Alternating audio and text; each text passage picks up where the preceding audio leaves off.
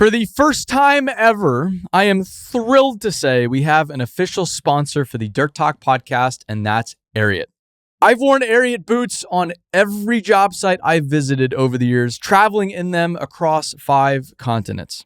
More importantly, I have yet to find a single project where working folks, unlike me, are not wearing Jarryd boots and workwear in every condition imaginable. And there's really good reason for that, and that's because it's phenomenal stuff. And the more I've learned about Jarryd and the company, the more I've loved their brand. So with this, Jarryd is offering any Dirt Talk listener 10% off their next Jarryd order at jarryd.com/dirttalk. That's 10% off boots, jeans, and workwear at jarryd.com/dirttalk or at the link in this episode's description. With that, let's get to the show. How was being back in Australia? Fuck, felt so good. Yeah? Yeah. Yeah. How long were you out there? 8 days. Yeah, it wasn't too long. Yeah, it did, 14 or 1600 Ks in 8 days. Just kept driving everywhere, seeing everyone. You kind of have to. Out there, you kind of have to. Yeah, there's you no have other to do way the to do Ks. it. Yeah. That's a long ways to go. Yeah. But no, I saw you got out there. I was like, because I know you hadn't been out there in a long time. Bought a shotgun the other day after I got my green card. Yeah.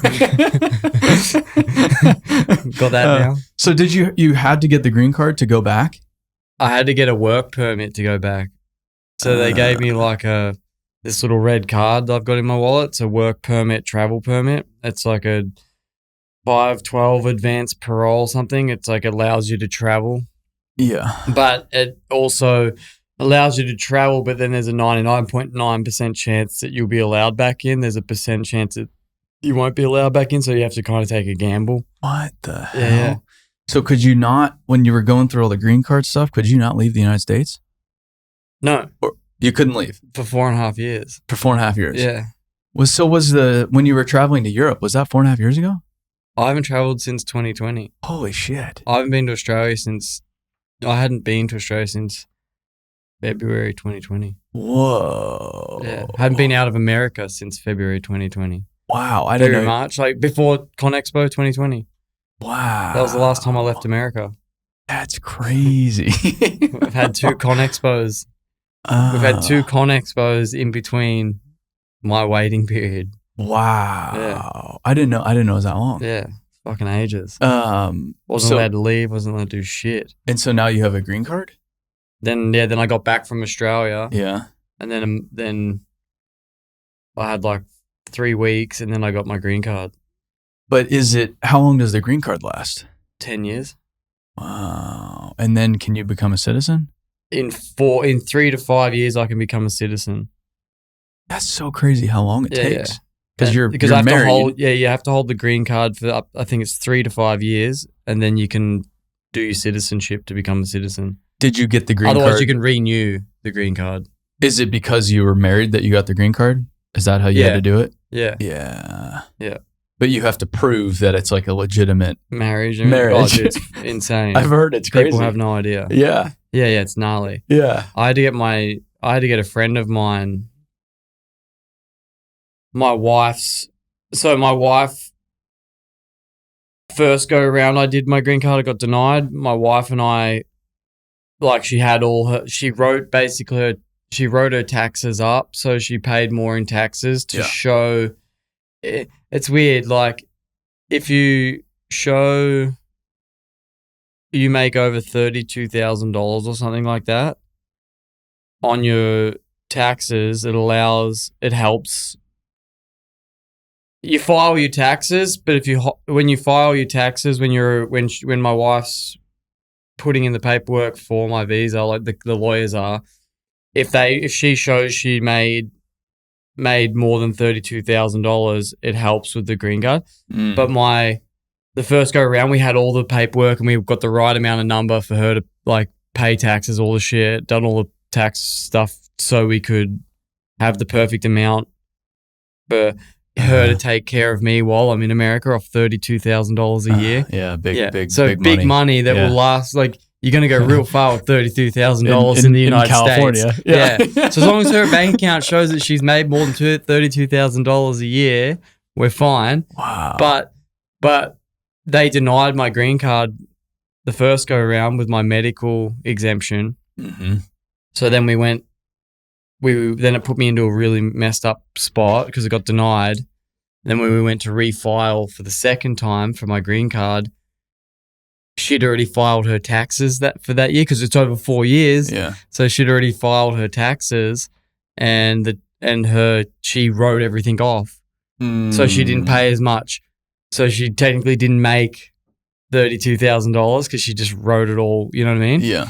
So then that looked bad for the US government to give me a thing. So I had to have my neighbor sign. Like they're like my American parents almost, you know what I mean? Like they're like really close. They're like my son's grandparents, but they're my neighbors and they're just awesome people. And the wife, she had put all her information in. So it's like I'm actually on a green card through my marriage and through my neighbor. What the hell? I'm married through my wife, but I'm married through my wife with the green card, but my neighbor is co-signing. Had to have a co-sign on it. Yeah. But financially, to financially support me. My neighbor will financially support me if shit hits the fan. When did you? Because you're not allowed to rely on the government here. I'm not allowed to. Being a green card holder, I'm not allowed to rely on the government for assistance. And so if I need assistance, my neighbor has to help me. When did you? This is what I take from it. Is what I gather from it. But when did you move to the States? I came here in 2010. July 2010. So 14 years ago. But then I guess like I was bouncing back and forth. So probably since 13, I've been here like 100% of the time. But were you on a visa then? Yeah. And so like I had to like go back and forth with visa stuff. And then I was touring. So I was back in Australia, back here in Europe. So the time that I spent here was probably half. I see. You know, like from 2010 to 2013, I probably spent half of my time. Maybe more than half, but like around half, just say half, 50-50 here or somewhere else in the world. Because it's weird because, you only have a certain amount of time. And then if you go to another country and then come back in, the clock resets. Yeah. So, every time. Yeah. Because I know a lot of people, they'll go to like the Dominican Republic. Yeah. Like when I first started coming over, I was on Esters because I didn't know if I wanted, like what I wanted to do. You don't know. And you haven't built enough, like, at home, I had a good record of riding and stuff like that, but in the US, I didn't have a good until my first X Games. But like, you have to kind of build up status in the US and like accomplishments and things to help you get the next visas and the better visas, and you keep working your way up the ladder to the green card. It's just, it's just a jumbled mess. But yeah, it's a lot of like, 'cause I had to go down to Panama 1 year to renew my ESTA. Just like had to go down for a holiday for a week or two, then reset and come back. Yeah. But now you're fine. You're fine. Yeah. Now that you have the green card. Now I can come and go. I can buy guns. I can freaking do whatever I want. You couldn't buy guns before, huh? Nah. Wow. Yeah. So that's why you said you bought a shotgun. Because now you legally can. That's sick. That's I can insane. go get my like. I don't know how, like, if I could or not, but like, I can go get my CDL license now. It's like if I want to go get my contractor's license, I could go get that now.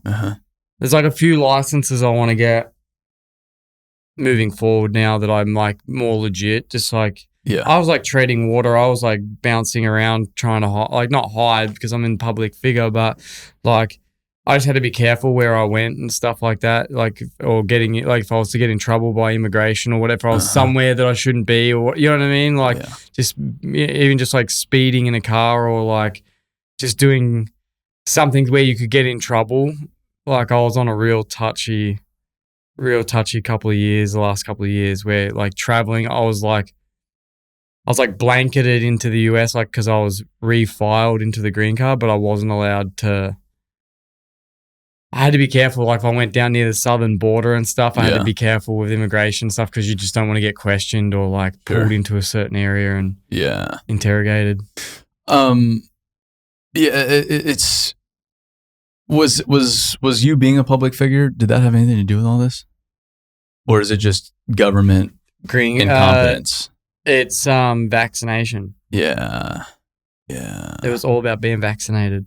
So if you were vaccinated, it would have gone through years Yep. ago, potentially? Yeah. No problem. Would have gone back. I would have gone through. If I had done my green card before COVID, I would have been fine. I would have walked through it. Yeah. But then I didn't get vaccinated, and then they denied my medical, and then we went religiously, morally, and got the green card. I got exempted from the vaccine this time around. So now I'm like, That's insane. I'm good. So it was a requirement to get your green card. You had to be vaccinated. You have to be vaccinated. Yeah. Not only do you have to have all your vaccines from when you're a kid, like cold, flu, MMR, all these vaccines, you have to now. That was all good, but you have to have, and I've had all those when I was a kid and stuff like that. But now that I'm an adult and I'm like a bit more wise about what I can put in my body and like my body, my choice. Yeah. Right? Yeah, my body, my choice. I think if you aren't more wise at this point, I'm concerned about your own mental health. Yeah, and then 4.5 years later, I'd already got denied. Like I'd already been denied for my green card the first go around for my medical exemption from the vaccine. So then it already put me into a bad position with my visa situation and everything. And then after 4.5 years and being put in a bad position, there's no way I'm just going to go get it. Yeah. Just to make them happy. Like it was just going against my religious morals, Yeah. right? Like I don't, like it's not something I wanted in my body. And especially at this point. Yeah. And at this point, after 4.5 years, like there's no, like you're not giving it to me now. No. Like I wouldn't have waited it this long. I would have just got it 4 years ago. But I didn't want it 4 years ago. I didn't want it before they spoke about it. Like, I was there. So it's just weird. It's just strange. It's just a strange time. And we like, even my lawyers, everyone's just navigating a weird time now. Damn. But yeah, you have, like, there's what, like, most people here don't realize how gnarly it is to come to the US, or like vaccines that you have to have, or things now. And since COVID, everything's changed. It's gotten gnarlier. So yeah. Unless you're just coming across the border. Yeah, unless I just went to Mexico. It's way easier. Yeah. And that was like whenever I talked to you, it was like, dude, just go to Mexico. Yeah, you live in California. Yeah. You're right there. Just go to Mexico. I had a lot of friends that were going to pick me up. Like that's all you need to do. Like we joked about it, but like I was like, if I don't get back in on my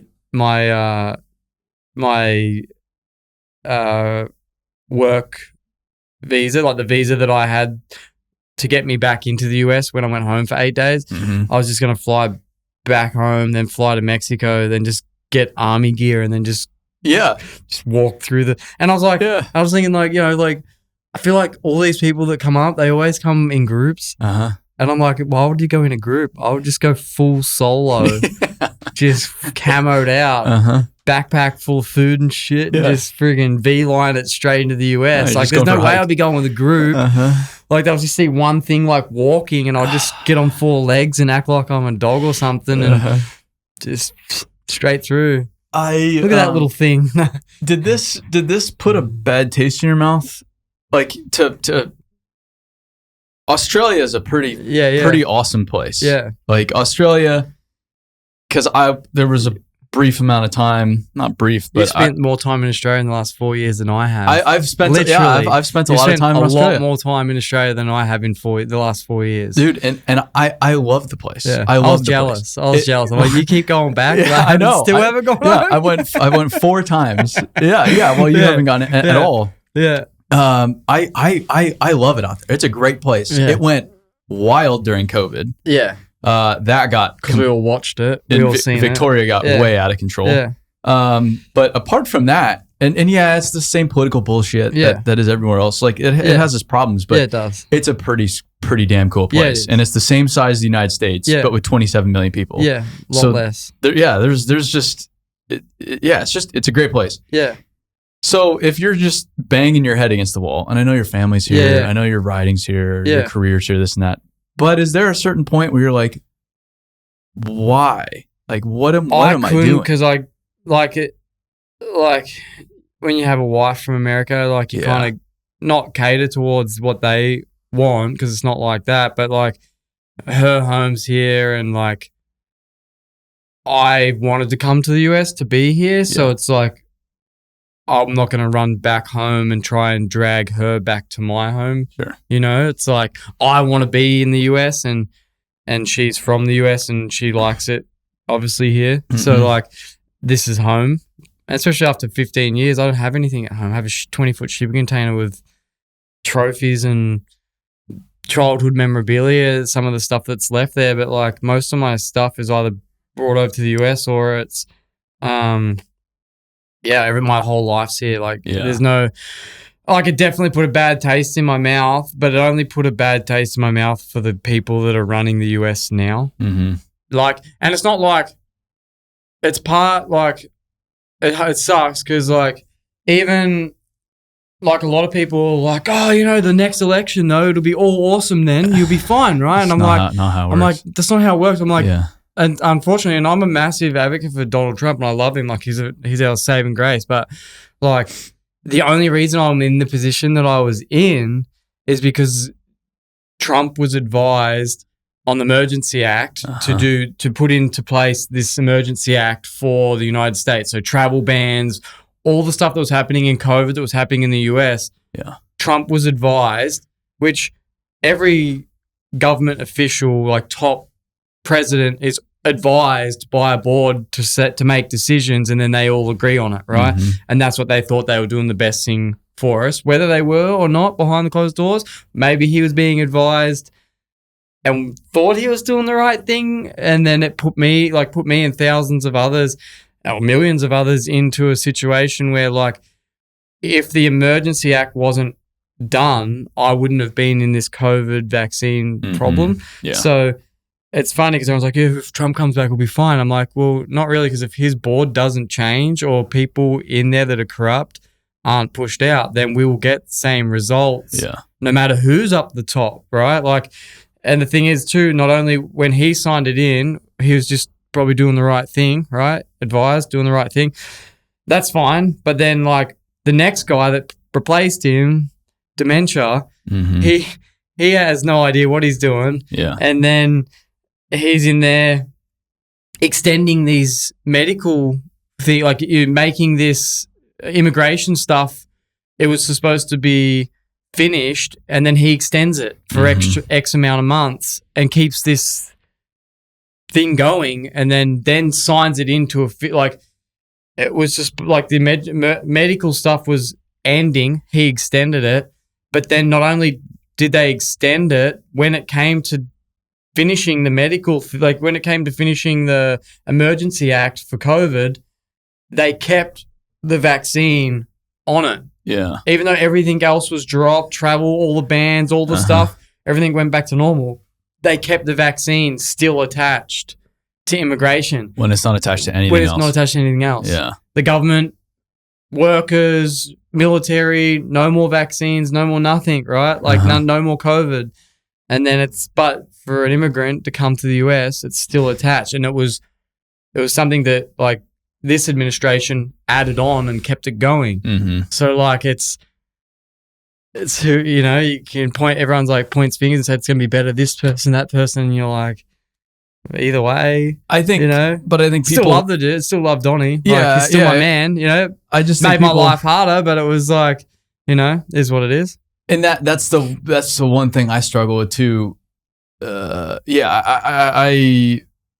anybody thinking that this president or that president getting in is really going to change things. Yeah. I think it's way far gone. Way deeper. Way far gone. Yeah. I think there can be changes. There for sure can be. Things can happen, right? And we'll see this go around. We'll see what happens. But yeah, that's a whole can of worms. The corruption runs deep. But it's crazy too how public all this became. Yeah. With you and social media. Yeah, well, I don't blame you at all, but just the traction it got was crazy. And I didn't want to do that. Like I never want, you know, like it's no, this has been years. Yeah, it's crazy to think like the point that you get pushed to.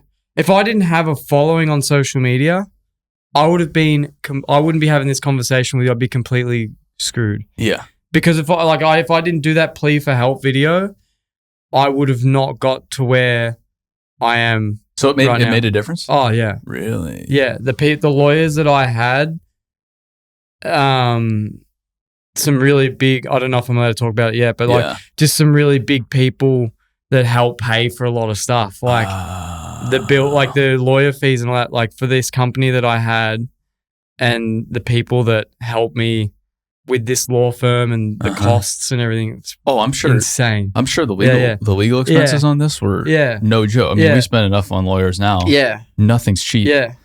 And I think I told you when I was in Australia, I feel like I was like in Brisbane or something like that. I put on Andy Frisella's podcast and your voice comes on. Yeah. And I thought my phone was fucked up. Something else? I thought it was playing Instagram or something like that. I was like, why am I hearing Jarryd right now? And I look at it, I'm like, oh wait, they're playing Jarryd on this podcast. Yeah. And it was, I saw it everywhere. All over, everywhere. Everywhere. I should be trying to get back out there because everyone wanted to interview me. Yeah. After that. Now I feel like I can talk a bit more about it. This is the first time I've actually really spoke about it on. Is that right? Yeah. It was ongoing. Because the way the legal shit works, you can't say anything. Yeah, you can't say anything. And only because it could come back to haunt you. Right? Like they watch everything and see everything you do. Yeah. Like, especially when you're a public figure, like they see everything. So it's like you just got to be careful with what you say and what you do and where you go and like. Too, because like you could go do podcasts and then people can put you in positions to where you say things that maybe you shouldn't have said. And you're like, yeah. So I had to be super careful with that. But it blew up, dude. Like it was, and that's what I wanted it to do, right? Like I needed it. If I was going to go and plead for help, I needed that plea to go far and wide to get help, right? Like, so not. It's just weird because I never thought in my career I'd have to tell the public. I never want to be vulnerable like that. And it was like the most vulnerable moment. You know what I mean? I remember the video vividly because you could hear it in your voice. Just the absolute, it was almost like desperation in a way because you could tell. It's like, I've tried everything else. And I think the most frustrating thing for me is the United States is built on immigrants. Yeah. Everybody is an immigrant at some point. Yeah. And we want good people coming in here to build shit. Yeah. Money, like economies, right? Yeah, like, yes. Whether whatever it is, like if somebody's of influence to this economy, whether it's construction, dirt bike, whatever it is, like what I'm in, like whatever, it could be anything.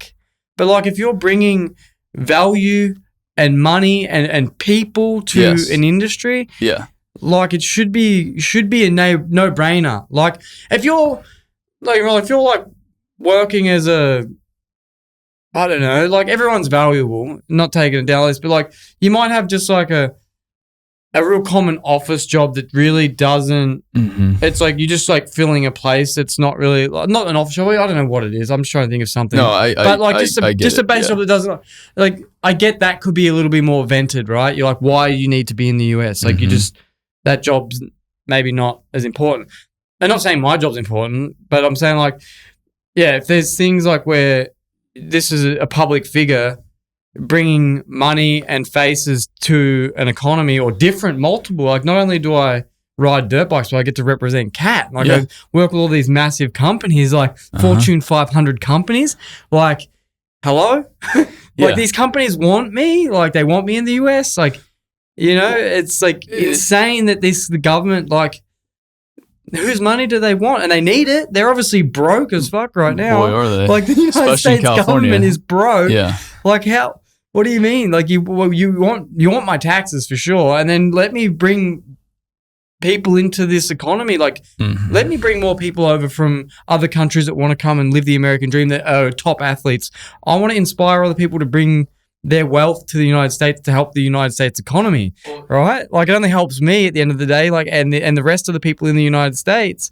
Like the more good people you bring here, the better the economy gets. Dude, you're like one of the finest examples that I know of the American dream. Like you come from a different country, different continent to the United States with fucking nothing. Yeah. And to see what you've built. Yeah. In a relatively, like, how old are you?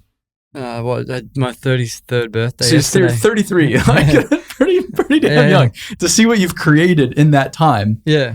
In the United States, because of the opportunities we have here, is remarkable. Yeah. And it's like, why we want, that's exactly what we want. That's what we're built on. Which one you vaccinated? And to see you and you, dude, to see how generous you've been with everything too. Yeah. Like every time I've been out at your place, there's fucking kids everywhere. Yeah. Because you have a really cool place. You have this beautiful track but you're not, you could just be an asshole and put a big gate around the whole thing. About it. Yeah. After the wrong person rolls over your grass. I know. But you're even just, you want as many people as you can get to participate in what the opportunity you've had too. Yes. Yeah. The whole thing is frustrating. Going back to like you asked, we've kind of like gone around it in a sense, but with like how do you feel? Like how do I feel about the US? I think the thing, like for me, the biggest thing is like as hard as it's been, it hasn't taken away from my love for the United States because there's a man not the president. There's just human figures in the middle of me loving and living in a place that I love and not being able to stay here. So like those people in the middle, they're not what like the forefathers, like your ancestors, the people that fought for the United States, for the Constitution, the rights, like everything that the United States is built off, the freedom, like, and it's like a paid for freedom now, but like everything that the forefathers wrote into the like declaration, everything that America stands for has kept me this is not America. What's happening in the United States right now has nothing to do with what America was founded on. Yeah. And it's just like right now we're just in a corrupt moment where like the United States isn't what it was when I moved here. It's not everything that I dreamed of when I was a kid. It hasn't amounted up. It's amounted up in every way, like everything I'm doing in my lifestyle, all my stuff. But the way that it's being ran right now and the people in the middle affect my life, but I still love the country, if that makes sense. Like it did like tear me apart a little bit, but I've never lost the love because like it's the people that are out in the sticks, the people like the country, the hard workers, the blue collars, the people that make this place, the people that go to work every day and make America function. It's the culture, the lifestyles, the outdoors, the countryside, all of that stuff to me is America, and what they're doing with politics and all the other stuff is not America, has nothing to do with America. It's just world leader crap that's just like infiltrated the United States. And it's like, I just try and put that to the side and realize like there's a lot of good stuff still, and I still love America. My family's here, everything's here. I love it. I don't want to ever go away from it. So it's just like, double-edged sword really. Like it's very, it'll rack your brain. I'll tell you that. It will. It'll definitely, but I still love the US. Like I still want to be here. I don't want to go anywhere else. Yeah. I've been traveling a lot over the past few years, been to quite a few countries now. Yeah. And it's been awesome, but I am very grateful that I'm here and nowhere else. It's like when you land back in the US, there's nothing like even going home for 8 days, by the 6th, 7th day, I'm like, and I haven't been home for 4.5 years. I'm like, I want to go. Get me home. Yeah, and home. When I say home, get me back to the United States. I've come to appreciate everywhere I go. Everywhere else, I really love everywhere I go. The cultures, the people, differences. It's awesome. It's not even any of that now. It's mostly like the opportunity. It's like could I do what I'm doing right now? Yeah. In one of these other countries. Yeah. I don't think I could. No, you couldn't. No. And that's enough to keep me like pretty grounded. Yeah. Oh, okay. But it's definitely, it's being poisoned right now. And so, like you said, it's kind of racks your brain. Yeah. Like it's been this internal battle now. Yeah. Inside of me for big the past, mental game. Yeah, 4 or 5 years. Yeah. Because once you see it, you can't unsee it. Yeah. But I think like for me, one of the biggest things I'm trying to do, and it's going to be hard, but like coming into the election this time is like not trying to participate as much, but I'm like, I'm going to participate when time counts, maybe, like we'll see. Sure. But like leading up and stuff, just the games, like they play with social media and stuff. Like they play with my social media all the time. If I start getting political and stuff, like you just, you see it. So like, I think if you just try, like for me lately, I've been trying to turn off as much as I can. I'll try and tune in every now and then just to see little bits and pieces to hear what they're saying and stuff. But I've been trying to unfollow a lot of political pages and like just sick of it. It just like, it's just I don't know, just brainwashing, disgusting, salesy crap. It's complete. It's complete nonsense. Yeah. And they get you like rallied up, like, oh, this is gonna happen. And then you're like, the day goes by, and you're like, what happened? Everything's fine. Yeah. Tomorrow the economy's done. Then the next day you're like, go shopping, and you're like, that's still working. Card's still going. I used to watch the news every day. I used to read the newspaper every day. Yeah. That was like one of my favorite things to do. Now I don't do any of that. I can see it in there. I can see you reading the paper. But in like a physical newspaper. You're like, I can tell you're like an old soul. Yeah, I'd get it delivered in college. And this was when I was in college. So I'm like 19, 20 years old reading a fucking newspaper. Look at this old nerd. I loved it, and I learned a lot. Yeah. But it's so poisonous at the same time, and it's just so stressful. Yeah, it's you're just like reading someone else's regurgitated crap. Yeah, and it's so much more valuable. That's why I like traveling too, because it's so much more valuable to go experience shit. Right. Or like when you see another country that they've talked about on the news and you've been there, and you're like, and then they try and talk about the people there, and you're like, wait a minute. Yeah. Like they're not the people that I went and met and sat in a machine with or like talked to. They're not the same. That's what gets me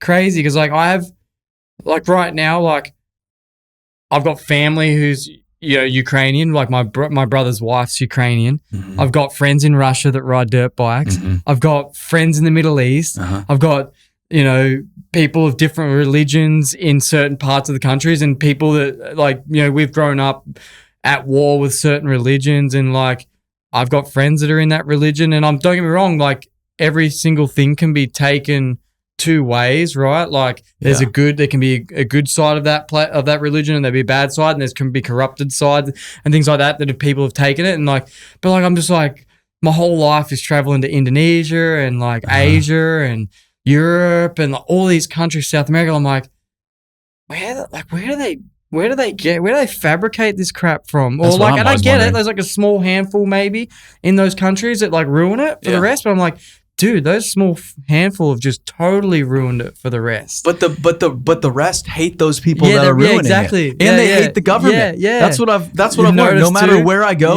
they hate the government. There's been very few places I've been where they're like, yeah, actually the government's like pretty good. This. Yeah, where? I've never found a place. United Arab Emirates was one of the only places. They liked it. they like their government. Based on what I've heard, yeah. Dude, and they're the one, like, you're talking about the guys that are in those like big, like, there's they're building like that big long building. The line. Yeah. Like people in that industry. I've been there. Yeah, I know. That's what I'm saying. Yeah. So that's what I'm saying. Like those guys that are working in those, they are more likely to like their. Is that area? Is that area? No, that's Saudi Arabia. That's Saudi, right? Yeah, but that project. Is that because they're rich with money? Well, that project. That's a great example, though. Yeah. You'll look at all of this stuff on the internet about all this terrible stuff, XYZ, so on and so forth. I've been there multiple times. It's like you look around. I don't know. You just see everybody's just doing their jobs. Yeah, going to work. They're just building. Yeah. They are everywhere else. I don't. And you talk to them, and they're probably they got the same interests. Yes. They think the same. Yes. Yeah. They're just human beings. Yeah. And I talked to this about with Scott the other day. It's like you could be halfway around the world, different religion, different upbringing, different socioeconomics, different language, but you can still connect with these people because they're human, I'm human. Like even laugh about something or take their picture, see their smile. And it's just such a good reminder of, wow, we're all on the same team here. Do you think that like I just feel like, and it's like funny because they're like, oh, that it's just conspiracy and that and this and that. And it's like, well, it's like you guys just keep saying that it's all this and that, but it's like, I feel like, I don't know, like we're just brainwashed every day by these TVs and stuff and like pitted against each other for money. Like it's like, they're just trying to battle us all the time. Yeah. Rather than like, as everyone just gave up and was just like, no, we're done. Like turned it off and we're like, you know what? We're not going to listen to you guys anymore. We're just going to go to work tomorrow. Yeah. Like we did yesterday. And everything will still keep ticking over and then just get rid of politics. I think it has happened though in a lot of ways. You can just look at the ratings of the news companies. They're all as low as possible. Or even the Olympics. Like I haven't even watched an event. Dude, I haven't either. I don't either. I don't really care to anyway. I've never really have. But like I just it's so politicized now and it just turns me off. I'm like, I don't know. I just don't really. It has skate and BMX in it, which is two sports that I really enjoy. Which is pretty cool. But I still won't. My mates are competing. Still. Yeah. I don't. Just the demonic crap that they fed this year instantly was just like it's all turn off. Like it's just too much. Yeah. Like I just don't care. Like you just some of the stuff that you do is just disgusting. Like, I don't think they take care of the athletes very well. I don't. Like, I just don't. No. Yeah, I don't think they care about anything. Shit. Yeah. No. Yeah. So what? Now that you have this, is it a big weight off? Yeah. That was probably just almost crushing to have that burden. Gnarly. For 4 or 5 years. Yeah. Now that you have the weight off or somewhat off, do you just keep doing what you're doing? Yeah. Just keep doing what I was doing for the last 4 years. Just not traveling. Like it sucks. I didn't get to travel. I missed a lot of opportunities overseas, shows, financial, lost a lot of money, not being able to travel overseas. But at the end of the day, like I feel like I won. So that's all that in my mind, like I didn't beat the system because there's something that was in place for me to navigate it. But like I had a win for myself, right? Like I don't know, there's like certain things that you might do. I don't know, like I'm trying to like you run a lot, like you used to run a lot, or something you still do or not, but like you would set like, I don't know, I think I've watched you do challenges. I don't know, like a 90-day challenge or whatever these things that you do every now and then. Or you might do like a challenge, like a running challenge. I'm doing X amount of miles for a month, all right? When you're getting ready for like a running race and that. And like for me, it's like a 4-year, it was a 4-year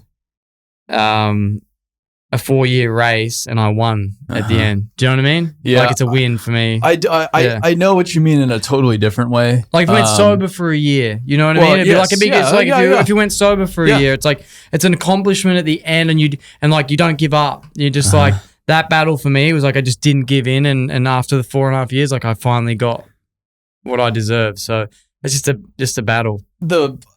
I can like the physical stuff. Yeah. But we started fundraising for our company in 2021 and it was supposed to be done in early 23 and it ended this year in May. And so it was 3.5 years of just working on it, non-fucking stop. And it was just crushing at times. And it was so defeating and it was like this storm cloud was following me around for years.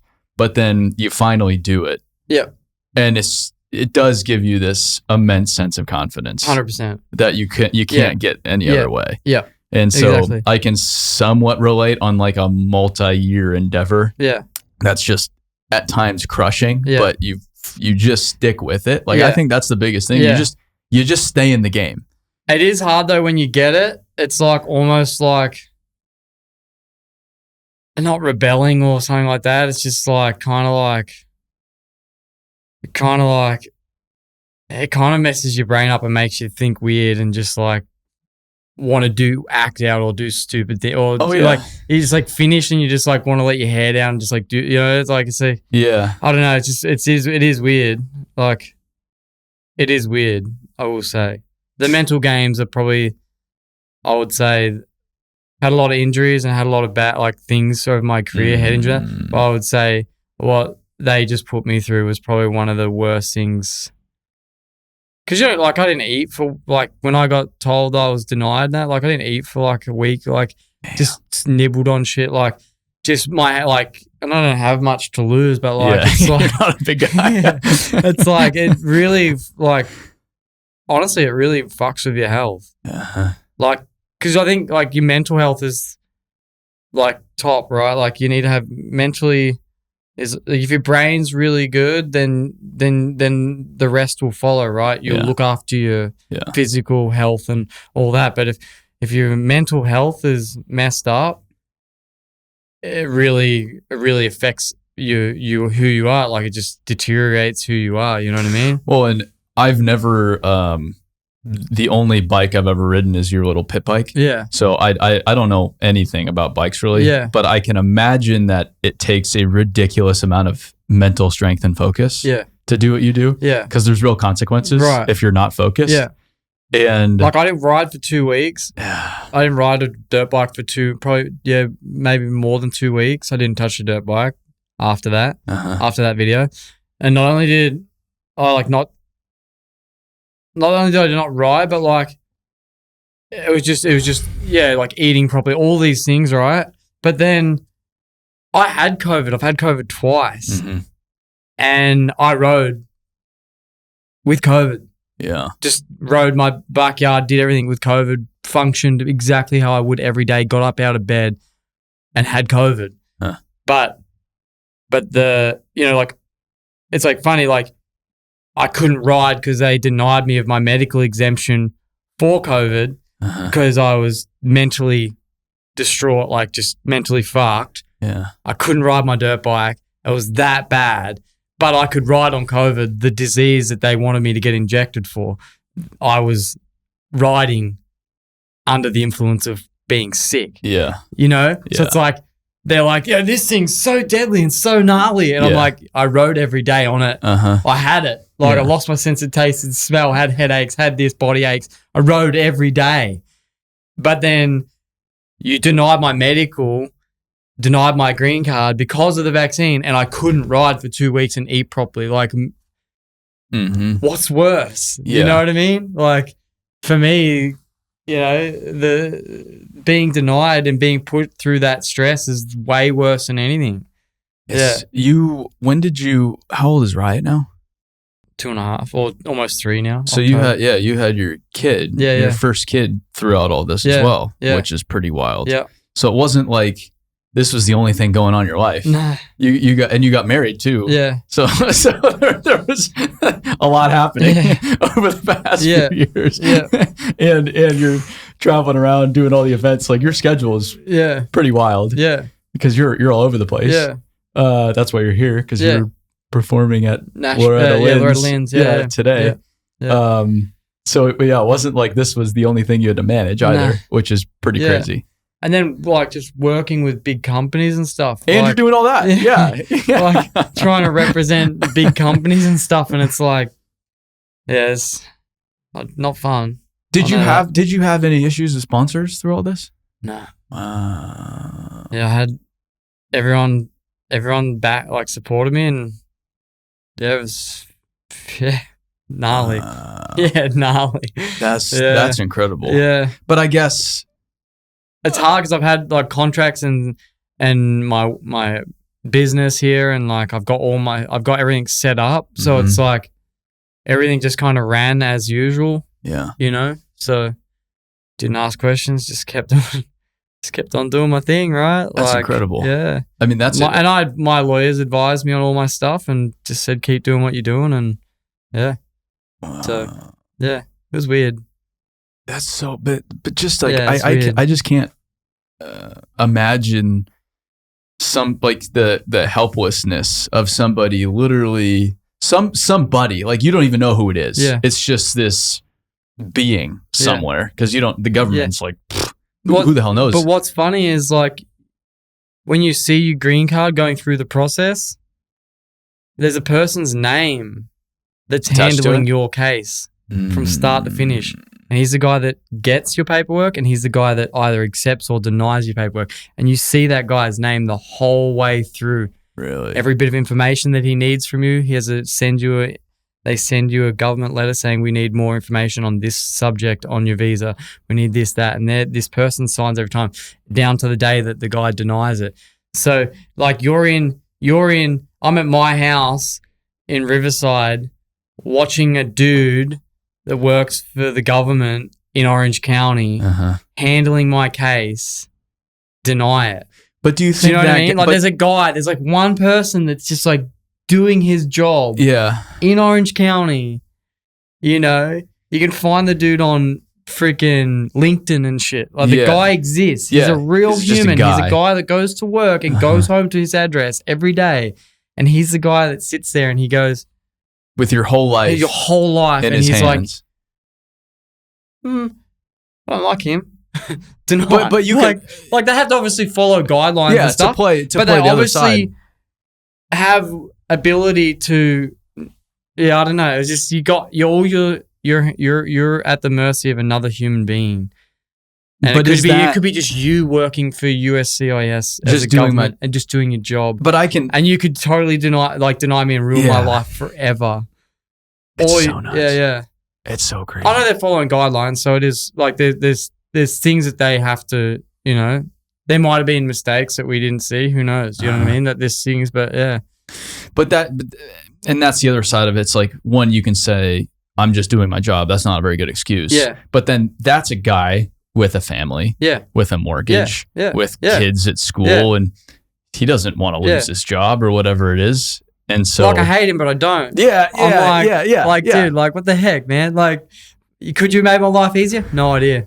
Could you make it harder? For sure. I don't know. Like, you don't even know. Don't know. Yeah. That's so nuts. Yeah. That's just incredible. Yeah. You just take it for granted too. It's like, crazy. I've always, and now I don't as much. I'm glad I'm aware of it now, but it's like, I've had an American passport my whole life. You just take it for granted. Yeah. I know so many people that don't even have it. They don't even have a passport in the US. Like, like they're just Americans, you know? And I'm like, get your passport. You need to go travel around the world. And you're like, else. And they don't even have it. Yeah. So many people in the United States don't even have passports, even though they are born with the US citizenship passport, but like they don't physically have a passport. And it's pretty mind blowing too. Like, you're very well traveled, but a lot of people here aren't well traveled either. Most people aren't, no. So that's, I think, why we appreciate this country. Whereas a lot of people in the United States don't. No, I would have such a small appreciation for it if I didn't travel. I think that's one of the biggest reasons why I have the sense of appreciation I do, because I've seen so much. Yeah, like even the whole guns thing. Yeah, no one else really has guns anywhere in the world. It's funny, like they do it and they don't, right? Yeah, because like. It's funny because you grow up and you watch things in like Africa, and then you see like militias and stuff carrying around guns. Sure. You're like, but are they military or are they just like normal people that have just got military shit? Yeah, and Africa's a different can of worms. I'm thinking of that, like, right, like that, or like, but like, even like people like, oh, you know, guns. Like Australia, we have guns. You know, we have rifles, we have hunting, we have every best hunting rifle you can get. We have handguns that are just. Yeah, like, I don't know, it's just a touchy subject, but like, I don't know, like... But even all the rules to get a gun in Australia, there's a lot involved to get a hunting rifle. Yeah. And you've got to prove but X, even like, Y, Z. California, like I had to go, I went in, did a 30 questionnaire about safety, like, you know, and everyone has to do it. Like, you have to do it. It's just a safety question. It's just common sense, right? But like, you know, you go through, you answer that, and then you go get a gun. Like, it's not hard, but there is still some line of common sense approach to getting a gun. Yeah. And then you have to wait a wait period. Some states have them, some states don't. I don't know if it's the same for every state that has a questionnaire for safety or not. Like, you do little No. No. Does No. does Tennessee have it? No. No? No, I don't think so. Like a little questionnaire? I don't even know, honestly. No? I mean, there's some paper you have to fill out paperwork, but Yeah. I don't even think there's a questionnaire. No? No. You ever you got stuff? Yeah, I've Yeah. never had to Really? fill anything out like I know that. some states are different. Like California, you have to just do this. Like only the first time to get you get a gun permit. But that basically. kind of stuff. Yeah, I get it. it's too. fine. Yeah. It doesn't mean like it's not offending me. No. It's not no. like I get it. Dude, like I had a kid on the property on the 40 acres next to me. He was 18, bought a AK, and he was shooting it at a milk bottle up a hill. And me and my buddies were down on my course down the bottom, and we heard bullets just going. Whoa! And we're like, we're doing a little manual box thing down the bottom for the course, and I remember just running up to the house in line of fire, basically, because the bullets were coming past my house, and I'm just yelling so loud that this kid must have heard my voice, and he freaked out, started packing up his stuff, and me and my buddy pinned it down to him, and we're like, "What are you doing?" And he's like, "I just bought my gun. I just picked it up today. I'm just shooting it." I'm like, "Dude," I'm like, "We all love guns around here, but like you are in the wrong place to be shooting that gun at the way you're shooting it right now. Like, come on." But like, so like I get it. There's like this kid should have had a bit more training. So it kind of like I see it from both sides. I come from a country that's like lots of rules and regulations when it comes to that. Yeah. But then I also live in a country that doesn't have a lot of rules and regulations with it. And I'm like drawn between the two. At the end of the day, just sign me up and give me those, let me buy those things and we're good, right? But then certain people need, like, I spent time around guns, but I'm not like, I'm still nervous when not nervous when I hold one, but I'm still like, every move around a weapon, I'm always thinking. Like, I'm always thinking about it. Like, weird things like, if this misfired, I could hit that person. If I did this or dropped this, or if I loaded it this way, or if I did, like, I'm always, and I'm fine. I'm mechanically minded. I'm fine around mechanical things, but I just don't know how people can be so reckless and not think around something like that. You know what I mean? Even though I'm familiar with them, I'm still trying to be as safe as possible. Whether it's the environment that you're in, where you're shooting it, what you're doing with it. Like, some people need some training, maybe some people don't. But like, yeah, I think everybody needs training on that kind of stuff. But everyone needs training for sure. I guess what I've thought about more than anything is just I have just a deep sense of appreciation and understanding for the Second Amendment now. Yeah.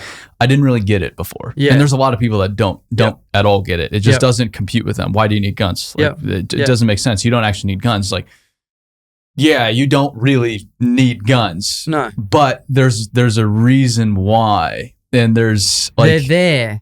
Yeah, and the people that like want everything there. There's a reason they're waiting there. Yeah. The people that want everything, they know that they're waiting there, and that it's a balance of power. Yeah. They know they can't push too far. Yeah, because that exists. That's reality. Exactly. That's why I love living in America, for that reason. And like you're saying, you appreciate it more now, probably for certain things that have happened in the last few years.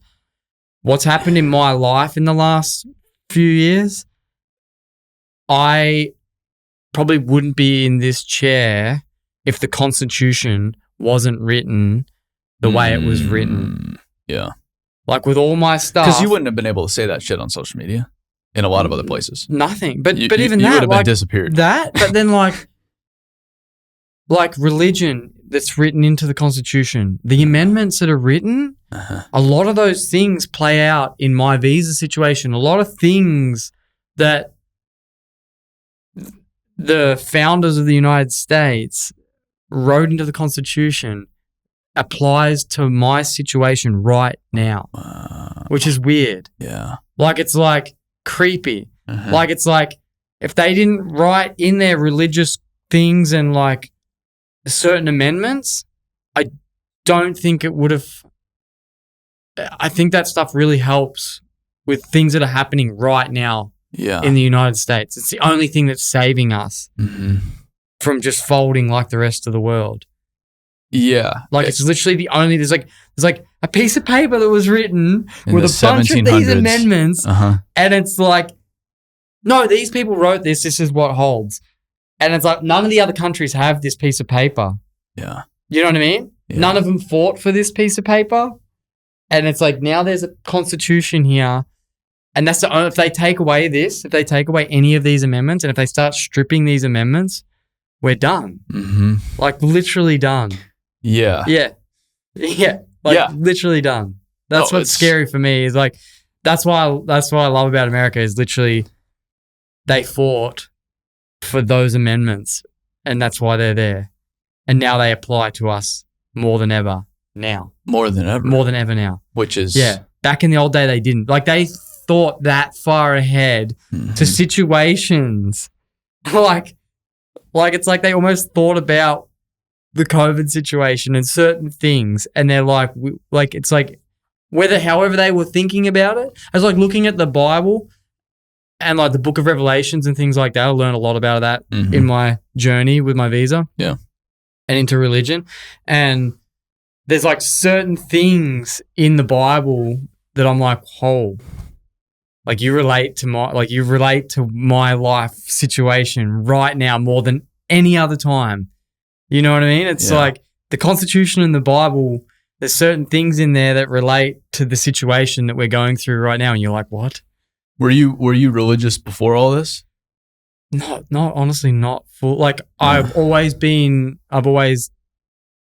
had morals, guidelines along religion, right? Sure. And then my family growing up, we're probably more like my parents say we grew up more like morally Christian probably. Like that's the guidelines that we would follow. And then just in my journey with my visa and stuff, like it really navigated me through some stuff. Yeah. But yeah, growing up, not super religious, but I've always talked to people about different religions and always like I always ask a lot of questions about stuff. So yeah, always just intrigued about that kind of stuff in religion. Yeah. I feel like it's brought the past 4 or 5 years has brought people a lot closer to it than before. That's what I'm getting at. It's brought me closer to it. That's what I'm getting at. Like it. Yeah. And I never thought it really would. I just kept going on with life as it did. But then when I got to this push come to shove moment, I was like, whoa. And then just navigating it and talking to certain people, friends and things like that. And then just like, whoa, like it's trippy. Yeah. Has this, and it's kind of a dumb question because the answer is probably obvious, but has this changed the way you've thought about parenting? Yeah. For sure. How so? I don't know, like I'm just going through a lot right now, just navigating now being in the US as like a legit person now. Even though I was legit with visas all the way up, but now I'm like more legit. I don't know, just thinking about like, I think it makes me think more about like the future, like what I want to do with my writing and where I want to go with a job and lately it's really made me want to really grow up and like figure out financially like where I want to put money and things like that, how I want to set my kid up, where I want like schooling, like I've thought a lot about the schooling side of things of where he goes to a daycare right now, play-based daycare, but like where do I want him to go to public schools? I don't know, like the amount of, watching just TV, like I don't really, and it's, like I really don't let him watch, we don't really let him watch kids shows. Don't like Disney really just ruined everything. Ruined everything the way that they are, and like each to their own, do whatever you want in your own personal life, be with whoever you want to be with, totally cool with whatever, dress how you want to dress, do whatever you want to do, be whoever you want to be, but do not come knocking at my door, pushing shit down my kid's throat or my family's throat, and trying to make things acceptable when it's not a kid's environment or thing. You know, there's a lot of weird. Just watch the Olympics opening and just see the weird things that they do at these events, and watch people and watch the. Honestly, like for me, and going back to religion stuff, is like I've never seen so much evil in the world in my whole entire life. I don't know if it's because we're getting older that we notice more, but like there is 100% more influence from the devil in this world right now.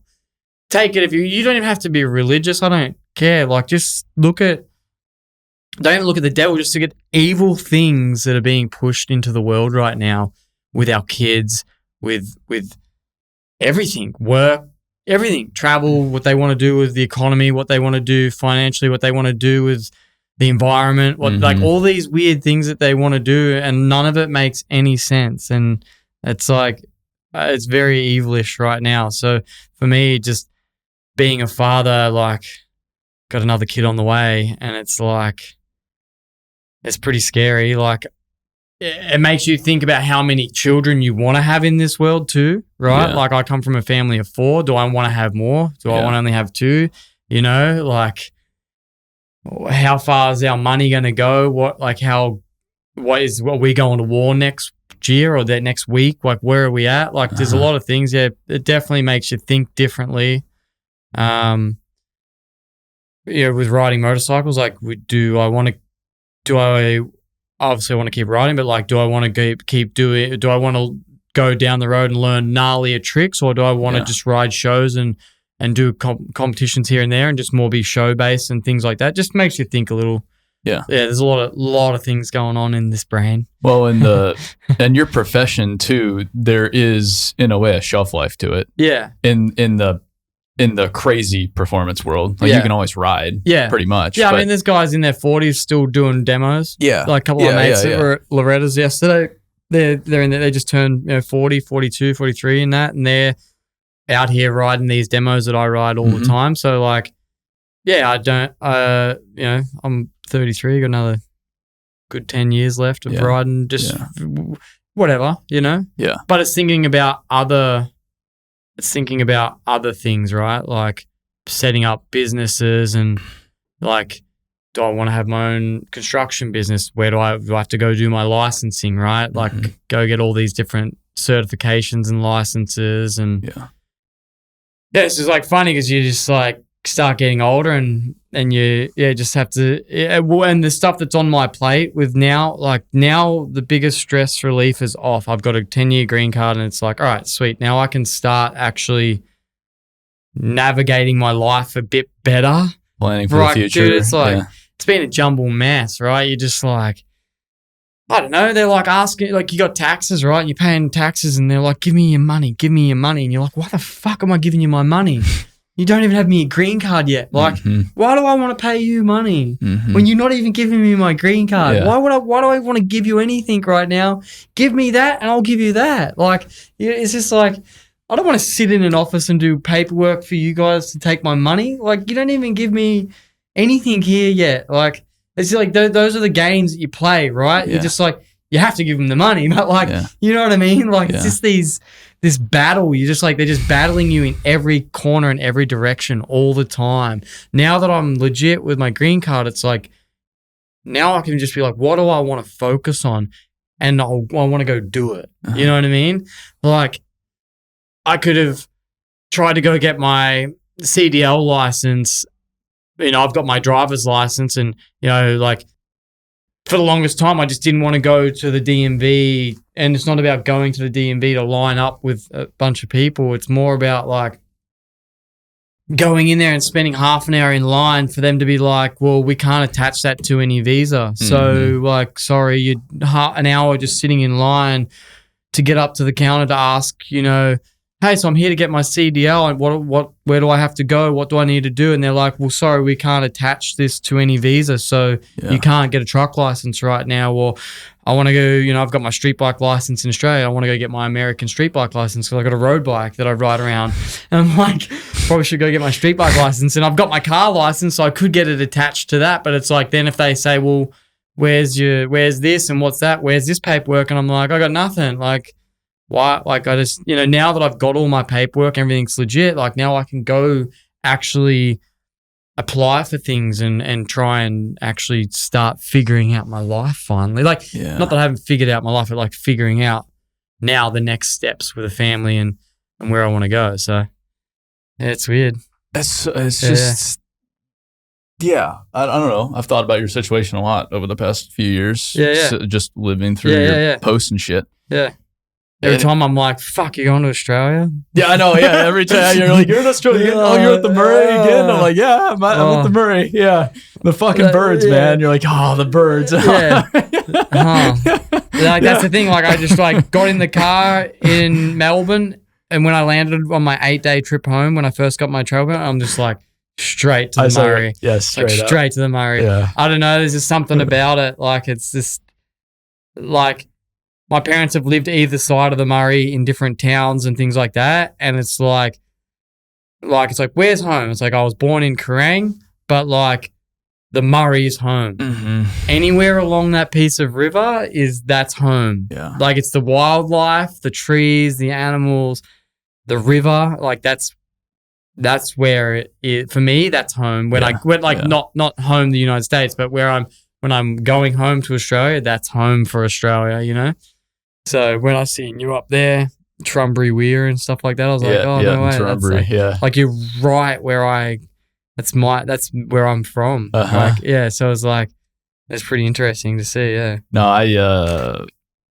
I've always been grateful to come back in the United States, but Australia is the only place it's like, I could stay here for a while. Yeah. It's just so everything about it, and I think my favorite thing about Australia is Tasmania, isn't it? You always seem to go to Tasmania. Tasmania for a reason. It's nice. Yeah, but no, I thought honestly WA was the best. Really? When I was out there, I was like, holy shit. Do you think WA is like California?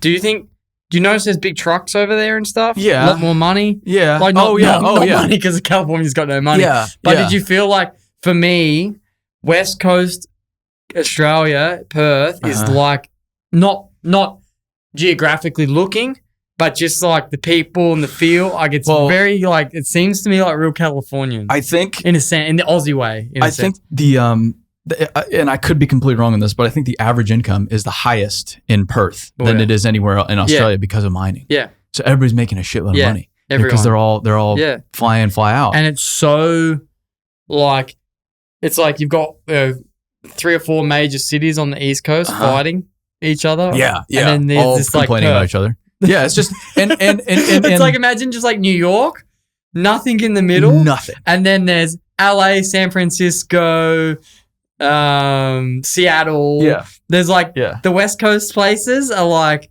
battling over the West Coast, and then there's just New York. Well, in or Florida. I don't know. It's the most secluded major city in the entire world. Yeah. I didn't know that. Yeah. Is it really? Yeah. Is it really? Yeah. And everybody in Perth was like, don't tell anybody about this place because we just like it. We don't fucking want anybody else. And I'm like, I get it, dude, because this is good living. Especially if you go south.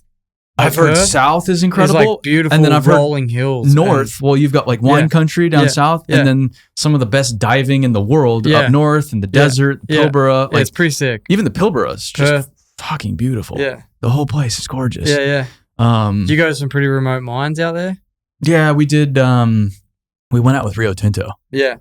We flew out of Perth, and so they chartered planes. Yeah. And it was funny. It was all the workers. A plane. No, it was like a off day, so there wasn't very many people going up there. Oh. So we had the plane to ourselves. We fly right into the mine. Yeah. You stay at the camp on the mine. Did they board you and everything? Oh, everything. Rio Tinto, like everything. They put you up for the whole time. Yeah. How crazy is that? It was awesome. They probably hooked it. That's up. probably because I've been following you for a long time and watching you and like seeing you grow to where you are now.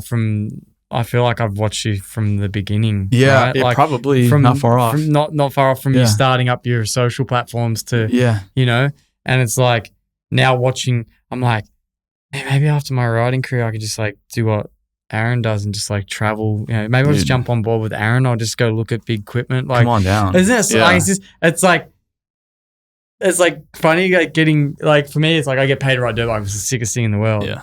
And then like when like I get to do these projects with Kat and stuff, and I get to go to these cool places and be equipment or Con Expo, and I'm like, oh, look at these things. Like, I'm missing my element. Yeah. And then I'm like, it'd be pretty sick just like getting on a plane with like Aaron and just like going to this Middle Eastern country and just be in the middle of nowhere, just like not dicking off, but you're just hanging out with a bunch of dudes. You're just hanging out, a bunch of guys. Yeah, like just looking at equipment, like looking at stuff that you've seen a 390 a million times, but you just want to see it in another element. Or you just want to see it again. Yeah. Like you just keep seeing it. Yeah. And it could be I don't know too, like sometimes you see the newest piece of equipment and you see the most roached out and you're like, how's that one still working? Oh, dude. And, you know, like you see, it's like, I don't know, it's like to me, that's like another dream job to have. Like, and you've created for yourself, you've created a really cool dream job, right? Like, it's pretty gnarly. People are always apologizing because they're like, yeah, you know, it's not as big or not. This site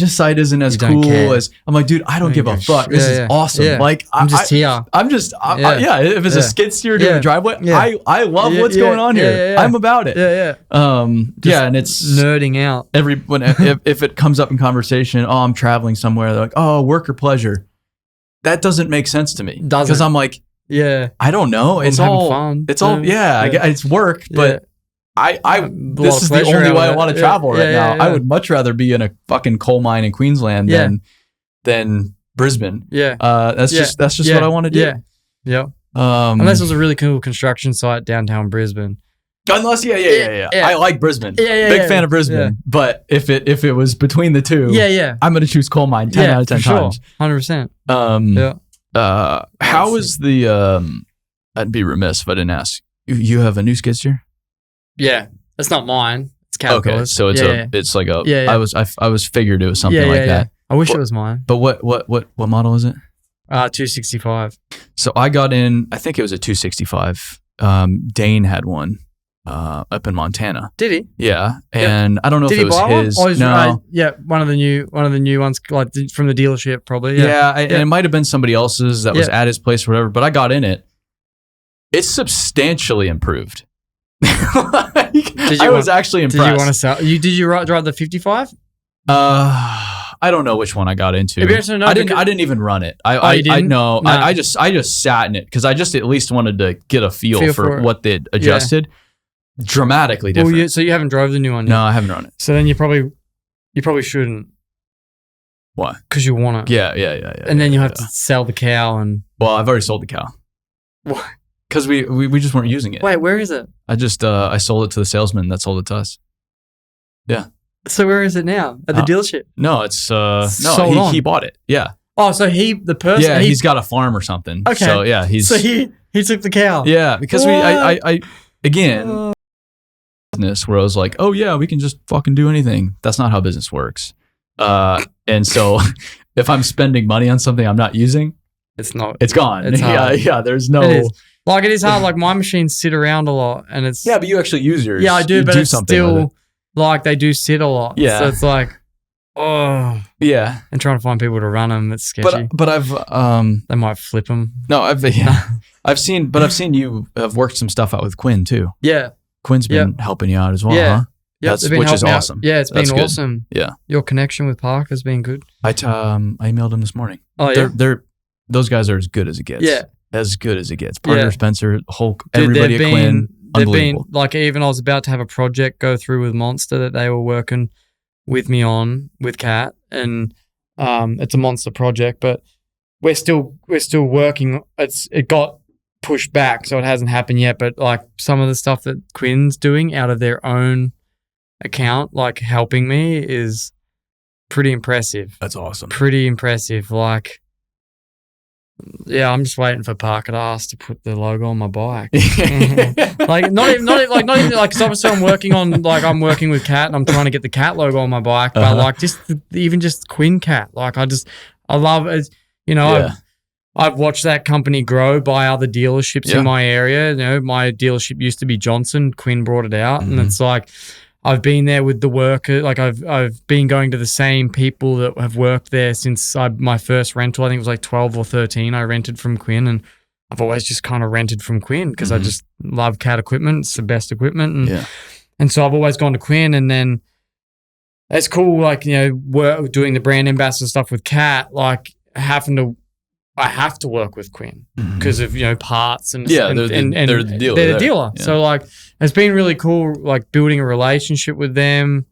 Like having the guys coming out to the house, having the 265 at my house before it came out to production, like having guys from Quinn just come out and look at a machine that's at my house. Yeah. Like I've got a machine that hasn't even came out. It's came out publicly, it's released, but I've got a machine that no one has.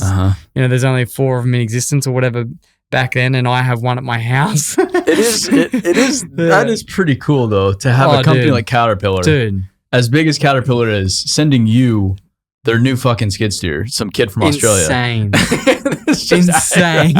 It's pretty cool, dude. Like I can get emotional. I gotta know, it's freaking insane. Yeah, the stuff that they've allowed me to do with them on a motorcycle, what they've allowed me to see or to be involved with, releasing machines last year, like the stuff that, like just having a machine at my house for like 7 months now. Pretty cool. Just like run hours on it, put hours on it. I think I've done like 110, 115 hours on the machine, and like, yeah, just insane. Come out and service it and like make sure it's all good. Like, it's just insane. This reminds me, didn't you just go to the dozer factory? Yeah. Oh, that was recently. Yeah. When you were just in Pura. Yeah, last week. Oh, yeah. That's Have you seen that? Yeah, I'm not allowed there anymore. The dozer one. Yeah. They'll never allow me in that place ever again, but I've toured it twice. No, Caterpillar they just act like I don't exist, which is fine. It's fine. I know. They'll have to acknowledge it one day. I'll try and influence them. Good luck, because I have some pretty big time advocates, and we still haven't. Really? It's so funny, but that is an amazing facility, dude. It's to see a D11 roll off the assembly lines. Like, all right, that's pretty cool. And they look giant inside. They look giant, but then it's also like, I've seen so many D11s now. I'm like, can I make a bigger one? Yeah. It's too big. Like, I'm like, because honestly though, I think like in the factory kind of made me feel like it was. I've had the opposite. I feel like it made seeing a D11 go through a doorway out of a factory made it look small. Or sitting in like a booth. Yeah. Like just seeing it or seeing it on some little tripod, traveling down a belt and just getting stuff put on it. I'm like seeing the frame and then things just like slowly being added to it. I'm like, oh, that's a pretty small frame. Yeah. And then the frame doesn't look very big. And the frame just like keeps getting bigger and it gets bigger. And I'm like, yeah, I don't know. It's great. Like such an amazing, like just to see them moving a dozer around, how they do, like just like those little trolley things that they're electric. They just scoot them right along. Yeah. But just looking up at the Cat logo up on the top of the radiator there. It's huge. It's way up there. You're just when they walk it past you, like they're like walking it out of the factory and they like stood there and it was like walking by me and I was like, and I've been next to them. Yeah. Like I've ran one, remote control ran one. Oh, you ran one at Tanaha? Yeah. Ran it both ways, in the cab and out of the cab. And it's like, I don't know, it's pretty gnarly. That's a pretty cool factory. Yeah. I still think the skid steer factory is my favorite though. I got, skid steer, I've been there twice and I got hooked up the second time. Do you think that's what would you pick? I don't know. They're different. I like the dozer. Really? I just like big tractors. Yeah. I love the skid steer because I was just I think too, being like, I own a skid steer and I'm like, it's more meeting the robot that took my skid steer down the line, like the little, I don't know what it was called, but one of the ones that takes the machines off to another spot or whatever. And I was like, and it's like, this machine's been running since blah, blah, blah. And I was like, my machine was taken by that robot. Well, I got to see my machine on the line. On the line. On the line. You signed it and stuff. Yeah, it was it just fucking. All the robots welding. Yeah, and that's the cool thing about it. Because I like welding. So when in the big factory, like watching them engineer like something like from parts that come in. It's an assembly line. Yeah, exactly. But this is true manufacturing. Other one, you're like, damn, like. Yeah. They're taking steel. Yeah, and they're cutting it, and then they're machining it, and then they're they're welding. A lot of it's there.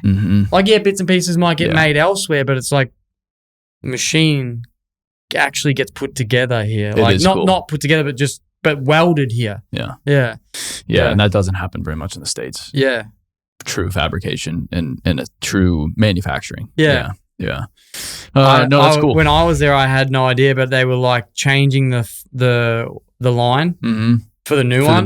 Yeah. But I had no idea, and like no idea. They're like, yeah, we're doing a new change up of the line, blah blah, blah. And like they're super secretive about all their stuff. Yeah, and things that they don't want you to know in there, and that you could look at it, but they won't tell you what it is. You know what I mean? Yeah. They're like, let's move on. And you get it. Like, I think that's honestly like why Caterpillar is one of the better brands too. Like they're very, very smart. Yeah.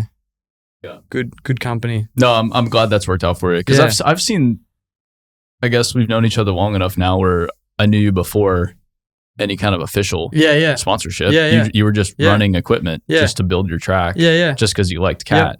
And then now it's all materialized as like you're like one of the brand ambassadors. It's gnarly worldwide. Yeah, it's so gnarly. And it's weird too because we have the brand ambassador program and I'm a part of the brand ambassador program. Yeah. But then I also do so much more with them. So much outside of that. So it's like kind of crazy, you know? Like, got some cool stuff coming up in the works with them. So sweet. Yeah, it's I mean, it's the coolest brand ever to work. One of the coolest brands to work with, I'll tell you that. No, I've been in love with the brands since I was a small kid. We work with all the brands now. I love them. And you all. have to. They all build. Yeah, we have to. Yeah. But we have.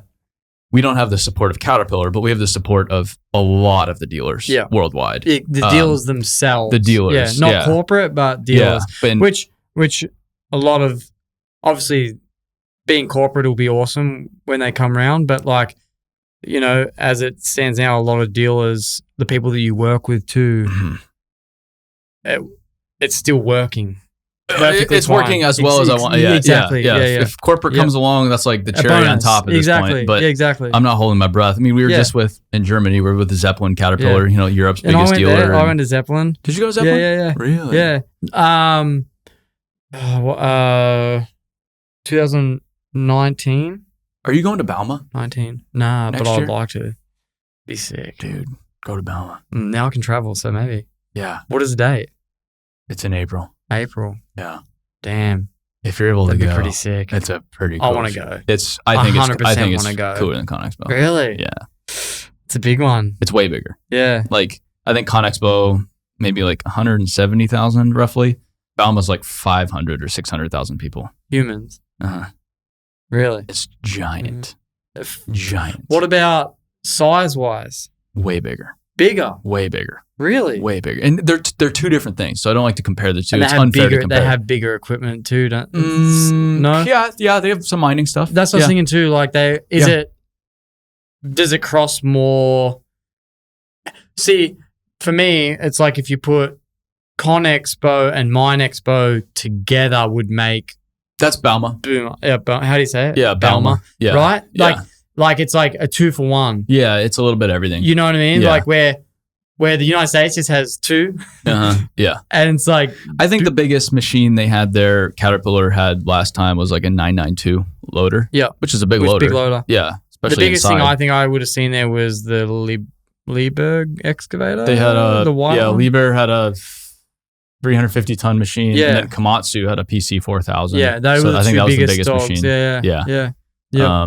Which is sick. Yeah, and it's in Munich, and there's different stuff every night in Munich. It's a cool show. Yeah. It's a cool show. Been to Munich for Nitro a few times, and it's good. It's a good city. Yeah. I like Germany. Cool. It's a good place. Well, I'm glad you could come by. I'm glad we could catch up. I've been wanting to just learn about all this for a while now. Yeah. And coincidentally, you were here. So I'm glad I'm glad I was here. Yeah.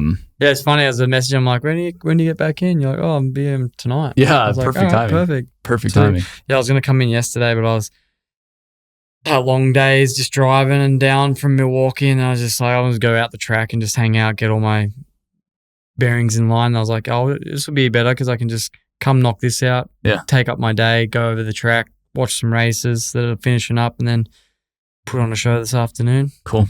Yeah. Well, thanks again for stopping by, and hopefully I'll see you one of these days. Yeah. Okay. Cool.